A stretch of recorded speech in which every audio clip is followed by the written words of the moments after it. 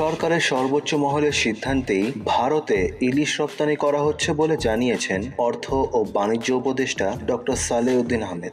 ইলিশ রপ্তানির বিরুদ্ধে অবস্থান নেওয়াদের ইমোশনাল আখ্যা দিয়ে তিনি বলেন, যে ইলিশ রপ্তানি হচ্ছে তা চাঁদপুর ঘাটের একদিনের সমপরিমাণও নয়। রপ্তানির বিপক্ষে যারা বলে তারা ইমোশনাল। এর বাণিজ্যিক সুবিধা আছে, ফরেন কারেন্সি আসে, রপ্তানি না করলে চোরাচালান হয়, আয় বাড়বে রপ্তানির ফলে। এই রপ্তানির একটা বৃহৎ স্বার্থ রয়েছে। পজিটিভলি দেখেন, পেঁয়াজ আসছে না, ওরাও তো ডিউটি কমিয়ে দিয়েছে। ইমোশনাল কথা বলে লাভ নেই। এর আগে মৎস্য ও প্রাণী সম্পদ উপদেষ্টা ফরিদা আক্তার বলেছেন, রপ্তানি করলেই ইলিশের দাম বেড়ে যাবে না, দেশে অনেক ইলিশ আছে, রপ্তানির খবরের দাম বাড়ালে ব্যবস্থা নেওয়া হবে। খবর কালের কণ্ঠের।